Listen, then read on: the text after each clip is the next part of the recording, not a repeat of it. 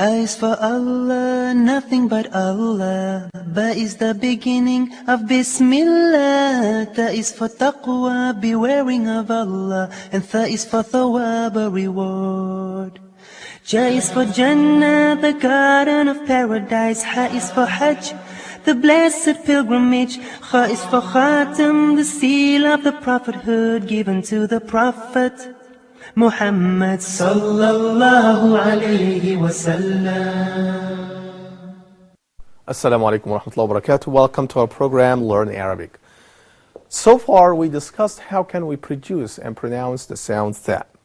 But I think also it's very important here to mention that when it comes to the writing system for writing the sound tha, I think that we have to learn more about the different positions for connecting this letter with the following ones. Well, I think that is probably this is what we start today is the different forms of tha when it comes to the initial position, when it comes in the medial position or final position. I think that in the last episode we discussed how can we combine tha with the following one. Let me just show that again to you. Here is that, as we discussed before, that we make a small hook here, and then we go straight a line, and then we put 3 dots here. That is probably the best form for writing tha when it comes in the initial position. Yeah. And that's why this sound, this letter is described as a connected letter when it comes in initial position. Okay. So do you have any comment about that? What's Yep. what's like non-connected letter? Well, here, I can tell you here, Muhammad. Tha sometimes, as we can see after that, when it comes, for example, in the final position, we can say buhuth. Buhuth. Well, this is probably when it comes in the final position. Yeah. And here you can find that tha is disconnected with from the previous letters. Can you see that? Okay. But here in the initial position, we write thalab in this way, and tha here is not disconnected like this one. Can you see that? There is a difference here between here and that. So this is when it comes in initial position. But I think it is not all the time it is disconnected in the final position. Exactly, Mahmoud. Sometimes it's is it connected. because of vowel is disconnected, or it just has to be disconnected? Well, when it comes in the final position, right? Yeah. Sometimes it comes connected, sometimes it comes disconnected. Yes. And then here we have, when it comes, first of all, in the initial position, I think it must be connected. We don't have, I don't think that there is a word in Arabic that starts with tha which is disconnected. Yes. Right. So most of them actually should be combined or connected with the following letters. Now, in the medial position, Yeah, connected. Please, Ahmed. Yeah, Bassam. Here in the final position, Yep. or in the first position here, we don't have choice. We are compelled or propelled not to leave a space between the first sound or the first letter and the second. Right. But in the word for buhuth, Oh. we have to be careful of the space between the waw and the tha, not to be Exactly, a great Osama. space, because Well, this change. I think that this is very important. I mean, Osama here actually raised very, very interesting points about how long should we make this connection between the final letter with regarding to the previous letters. Let me just explain that in detail. Like, for example, here that when it comes buhuth, for example, here is it. So I think that Osama's question now is that should I put, for example, the tha here, and it's also disconnected from the previous letters. Yeah. Can you see that? But here we have long distance.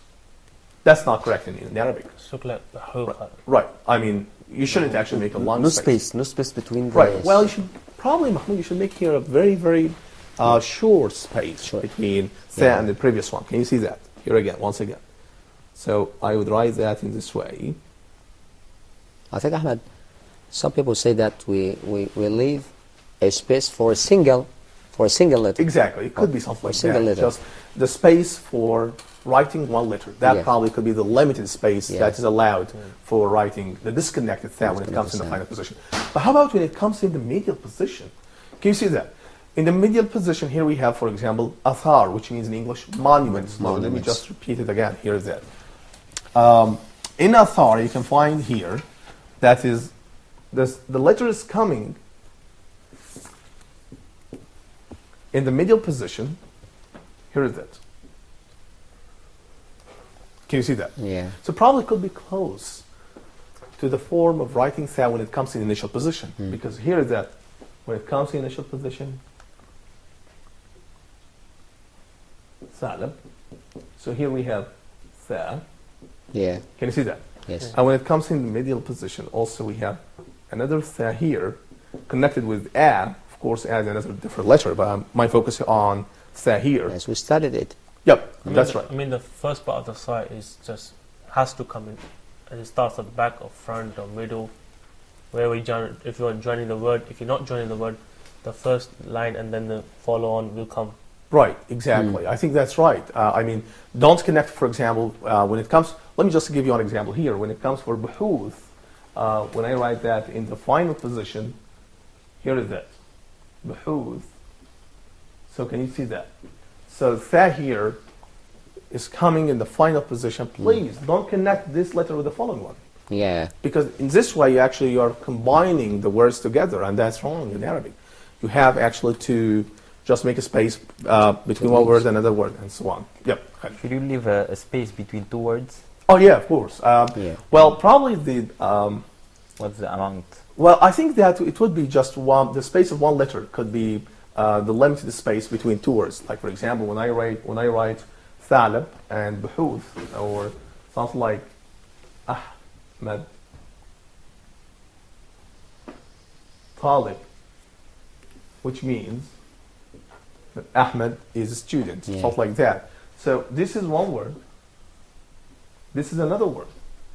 The Yeah. space between both, just the space of one letter. Yes. The same applies in English or in other languages. Exactly. But at the same distance, the same space in English and Arabic are equal. I think so. I think so, yeah. Mahmoud. I mean, it depends on the machine that you are using for writing, whether it's a computer or typewriter. set the typewriter. space. Right. It's a Yeah. very Come single with a space. set space. Right. It's called single space. Right.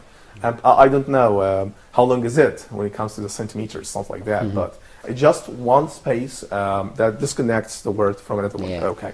So now let's get back again here to athar. So when we write that, when it comes in the middle position, we have tha connected with the following one. When it comes in the initial position, it's also connected with the following one. When it comes in the final position, sometimes it comes disconnected as buhuth, and sometimes it comes connected like bahth. Bahth. Let me just write that here. And in bahth, actually, you can find that it's probably bahth, which means in English research, and buhuth is the plural form for the word research. So here is my point. So I have Yep. a question here, Yeah, Bah, please. go Is there a rule that govern the status of being connected or disconnected in the final position for Well, not for all the letters in Arabic. It depends on every letter, and every letter probably is different from all the letters. So I don't think that we have a standard rule for that. I mean, you can say, for example, that for ta, it always comes connected, but tha comes disconnected. Not necessarily. Yeah. I mean, every letter has his own rules for writing. And that's why we are explaining in detail how can we write the letters in Arabic in order to explain how it is written in Arabic, because every letter has his own rules, its own rules. Okay. Yeah. So anyway, let's get back again here to the word bahth. Here is it. Okay. Okay. And here we have ba. Yeah. Here is it. Small hook with dot. So here is it. This is tha. Yeah. This is my point.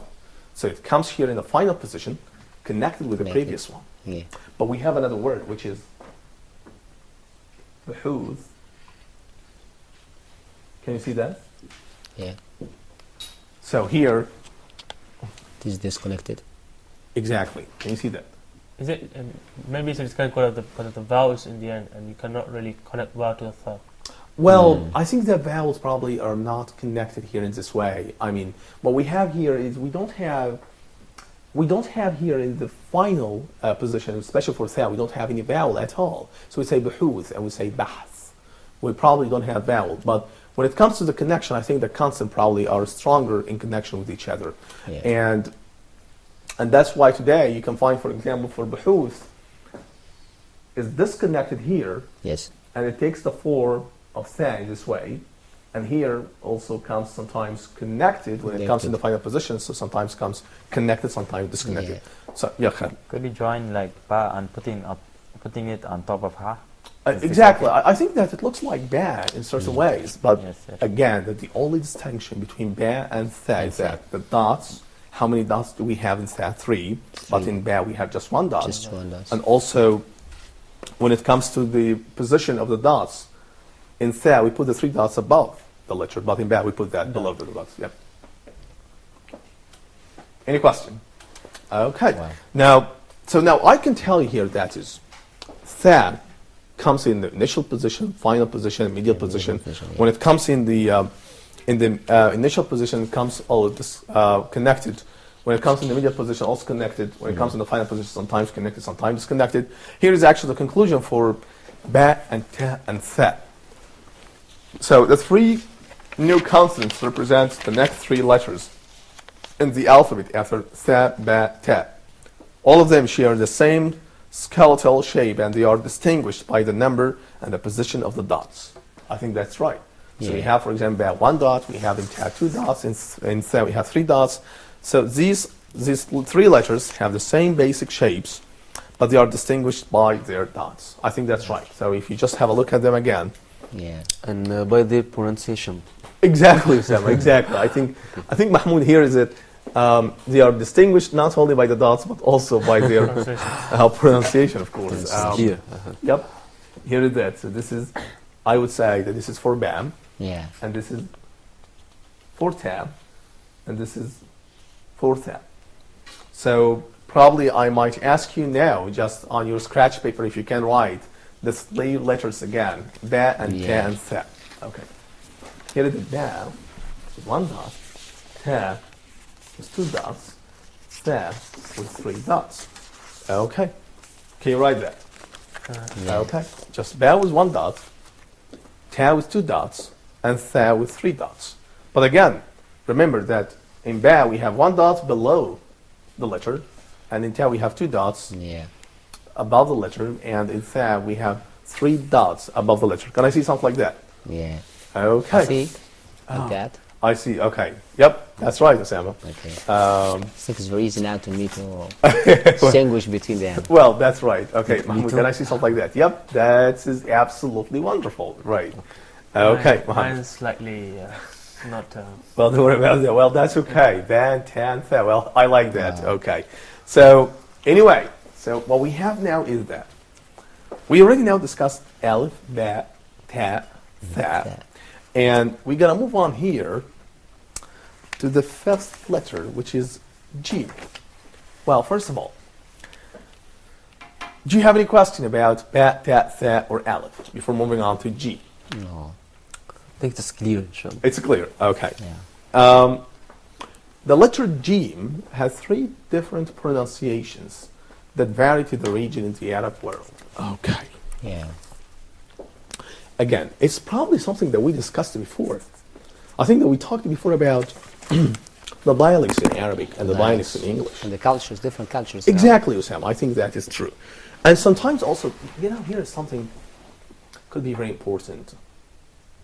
Sometimes the dialect probably not only reflects your cultural background, but also reflects where are you from, and Yeah. reflects also your level of education, your level of culture, and a lot. And I still remember that those who probably speaks English from Texas could be different from those who speaks English in the north, in New York, for example. Yeah. Sometimes I found a lot of difficulty in understanding the Texan English or English of Texas State in the United States. I think that also can be found in Arabic. I mean, in Arabic you can also find that there are a lot of letters that can be pronounced in different ways. Ahmed, Yeah. I got from you Yeah. what you are saying now, Yeah. that a sense of discrimination between people due to the different pronunciation of the letters. I don't Is that- think so, Osama. In this way, actually, I would tell you here. It represents, you say, it represents the different cultures, different the background, where you're coming from. So Is that right? I think that's, Sam, a very important question. Do you know why? Because some people here probably say, which one is more important, vowels or I think consonants? I would disagree with my colleague. Okay, so tell me your opinion, please, Mohammed. It's not discriminating. It's just defining your culture. Exactly. Defining your culture. Maybe, for example, in Egypt they speak slightly different English to Moroccan. Okay. It defines how Egyptians are and what their culture is. Yep. So it's just showing what culture you're from. It's not discriminating you. It's only used to see the difference between discriminating them. So Exactly. I disagree with them totally. Okay, so I think that is my opinion here is that when it comes to the dialects, I think that is, Sam's question here probably pushes another question, which is, which one is more important, consonants or vowels? And if we have a change in vowels, does that mean that probably we may be misunderstood? Or probably some people may not understand me well because I have different vowels? I would say that probably the different dialects is coming out from the differences in vowels, but not in consonants. And that's why if you can find that there's a change in producing a consonant in different way, probably you can change the meaning. Like, for example, for jim, if you pronounce it as kha or ba or ta, you change the letter from one form to another form. And this way you are completely changing the meaning. But how about, for example, if you can pronounce a like ah, so rather than saying walid, you say walid, I think probably could be understood. Yeah, that's right. Something like jim, for example. So I think that we can discuss more about that, but after having a break, we're going to have a break, and after that we will continue discussing the Arabic alphabets.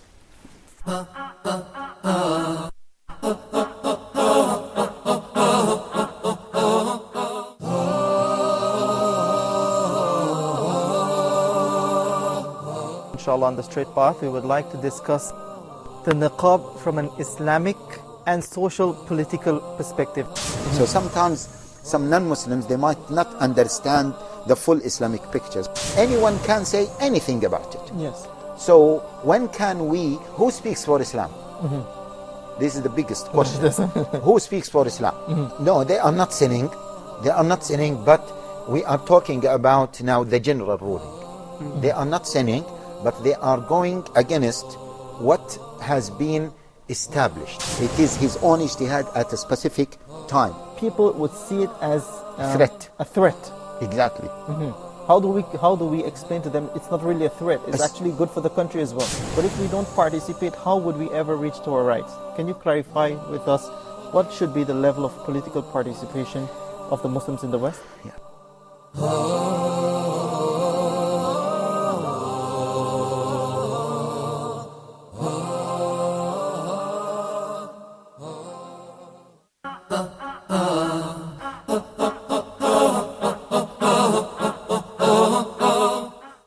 Assalamu alaikum wa rahmatullahi wa barakatuh. Welcome to the second part of our program, Learn Arabic. I think that we were talking more about the dialects and the vowels and consonants, and I think that is, I agree with all of you, by the way, that is probably when you can find that there are differences in vowels that reflects your dialect. But when it comes to the, any changing probably in the consonants, that means that you are changing the meaning of any word. And that is what you can find in jim, for example. I think, Osama, you have a comment. You told me you have a comment during the break. Yeah. Yep. My comment is about the pronunciation of the word jim. Okay. We have two dialects here. Yep. Okay.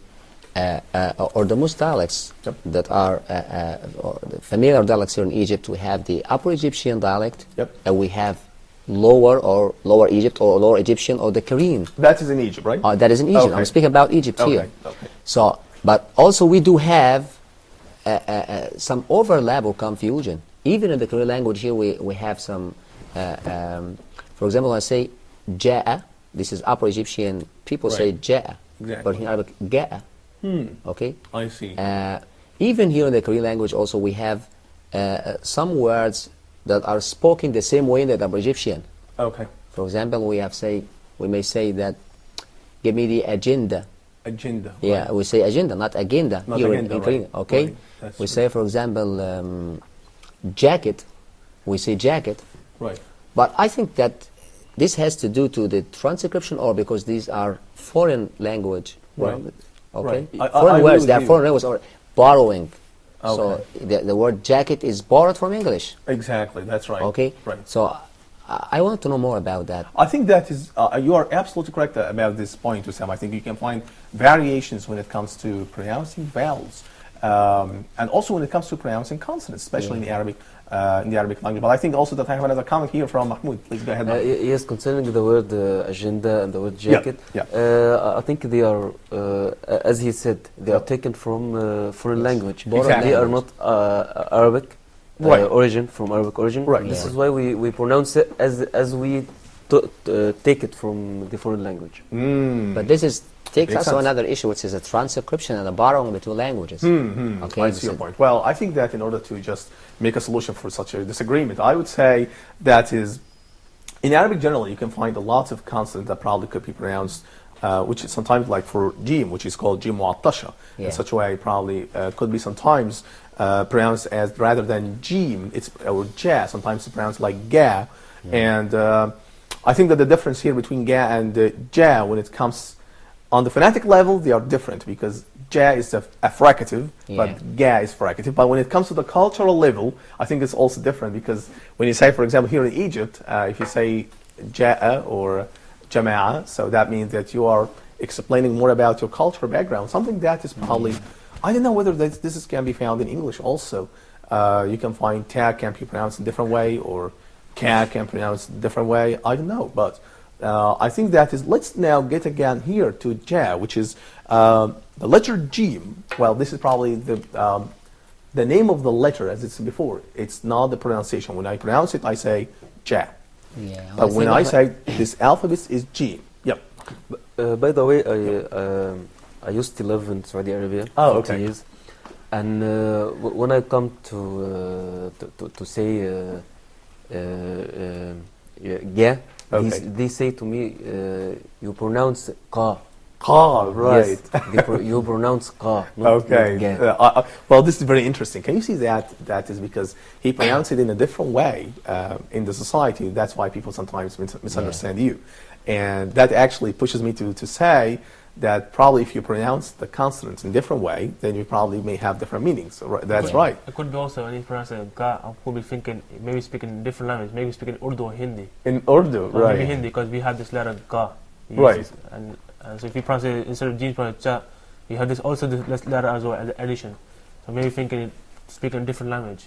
There will always be confusion on your conversation. I see. Now let's get back again here to our letter jim, and that Ahmed, is in spite or even so of these differences between the Afro-Egyptian and the Korean, we do have a common ground. Right. And this is the table of the ever-glorious Quran. Exactly. When we all sit down to or begin to recite the ever-glorious Quran, we all pronounce it jim. So your bottom line is our source should be Holy Quran. That's your point. The classical Arabic. We all agree on this. We have the ability also to speak colloquial Arabic and also the standard Arabic, or the language of the ever-glorious Quran. Okay. Yes, I think it's because our Arabic language is taken from the Quran. Exactly. And even the rules are adapted to the Quran. So the differences, and there is a common ground. Exactly. I think that's right. I totally agree with him, because if you speak the classic Arabic, I think it's easier when people come from different part of Arabic world, they can understand you. Maybe when you're speaking to your locals, then you can speak in your own side of Arabic. Right. Which is kind of alright, because everyone understands what they're speaking about. Right. And I think that is, I would say here that is your golden key for learning Arabic is just to speak standard Arabic language. Do you know why? Because, for example, if you speak Egyptian and if you go to Morocco or to go to Tunisia or probably Algeria, people sometimes may not understand you very well. Or probably also you may not understand. But if you make a conversation in standard Arabic level, I think that you will be completely understood. I think so. Yep. But just I'd like to confirm a point. Yep. Which is ga is a part of Arabic language, is a letter in Arabic language or not? Well, actually, ga. Well, I think yes. It's an Arabic alphabet. Because some people told me it is a kind of qira'ah, or a way of recitation of the Quran. Right. Okay. And in some ways of recitation of the Quran, there is ga. You can say ga. Well, one of the tribes of the Arab tribes used to pronounce ja as ga. Oh, Right, wow, this right. is the first time. Exactly. Actually, I'm not sure if Heard this it is first correct time. or So the first I time. think it's J instead of Ga. Yeah, J. so So you want to say that the original form is ja or ga? yes, you can use both interchangeable. Oh, okay. Oh, Okay. this- When you- first We have disagreement here, Mahmoud. I'm Yeah, sorry. Okay. I totally disagree with Mahmoud. Okay. We're gonna I'm listen not to you. sure. Sam. I said I'm not sure. Yeah, if this okay. is correct or I not. think Well- Yeah. what you're trying to say, right? Like, it's instead of Ga is J. J. Like we Right. say, what do hey? It's probably what Sajay. Either Sajay. So Thing J. is it's probably in the different verse recitation. see. It's probably like that. But I've never heard gay. I think that's in only in Urdu. Osama? Yes, Ahmed, I know that there are many different recitations or readings of the Evergreen Quran. Even the weird one, I don't hear about this variation. While reciting the Evergreen Quran, you say جاء لقد جاءكم رسول. I say don't agree with that. Yes, even me, I never heard it. I never heard it before, but just I'm asking to make sure if it's correct Right. or not. In English, we do have ga and ja, Exactly. and even in ja, it is very different from the Upper Egyptian or from the jim muhattasha. Right. It is very different. We have, like for judge, we say there is a DG, okay, judge. Yep. So we have a D, so we have a D in pronouncing the word judge. So it is very totally different from our Arabic G. I see. I see. I think that's true. Okay. Any other comments? Okay. Now let's get to the slides here, and it says the letter G has 3 different pronunciations that vary to the region in the Arab world. I think that's probably could be the breakthrough for disagreement today. So here, different form for such a letter. In the Gulf countries, it is pronounced like J in bridge. Right. And in much of the North Africa, it's pronounced like J in pleasure. Can you see that? Pleasure. And also, in some other countries, it's pronounced like ga in gay. I think that's very interesting. So now, Just one question. The place of articulations here between ja and j and different? Oh yeah, of course, the place of articulation when it comes to, I think when it comes to ja, and I think when it comes to ja here, we can find that there is here top of the airstream, and then there's this, the airstream is released out from the mouth. So we have here this sound ja described as the fricative. When it comes to, I think when it comes to j and ga probably, well, ga is the stop sound, but j is not sound. It is actually a fricative sound. So what is the standard in Arabic? Because this is a problem when I read the Quran. Some people, when I say ja, they told me tell me you are wrong. The correct is ja, and I couldn't distinguish between ja and ja. I think that is. I'm sorry for that, but I have to finish now because our time is coming up. But we're gonna discuss more about that in the following episodes, my dear viewers. I think we are coming now to the conclusion of our episodes. This is Ahmed Abdul Sharafuddin. Assalamu alaikum wa rahmatullahi wa barakatuh. A is for Allah, nothing but Allah. Ba is the beginning of Bismillah. Ta is for taqwa, bewaring of Allah. And Tha is for thawab, a reward.